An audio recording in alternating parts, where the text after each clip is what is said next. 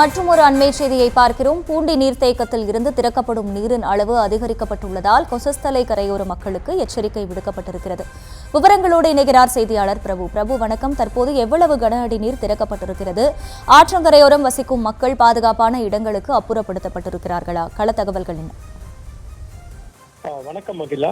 திருவள்ளூர் மாவட்டத்தில் பெய்து வரும் கனமழையின் காரணமாக பூண்டி சத்தியமூர்த்தி நீர்த்தேக்கத்திற்கு வரும் நீரின் அளவு இன்று காலை நிலவரப்படி 3500 கன அடியிலிருந்து 5000 கன அடியாக உயர்ந்துள்ளது.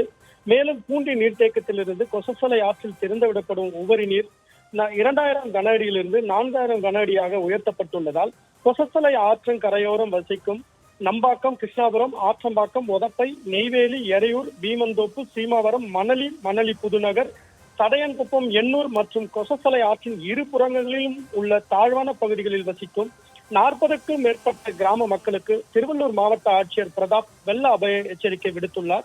அந்த எச்சரிக்கையில் கொசஸ்தலை ஆற்றில் வெள்ளப்பெருக்கு ஏற்பட்டுள்ளதால் ஆற்றம் கரையோரம் வசிக்கும் மக்கள் பாதுகாப்பான இடங்களுக்கு செல்ல வேண்டும் எனவும், ஆற்றம் கரையோரம் சென்று செல்ஃபி எடுக்கவோ, குளிக்கவோ, துணி துவைக்கவோ கூடாது எனவும் அறிவுறுத்தியுள்ளார்.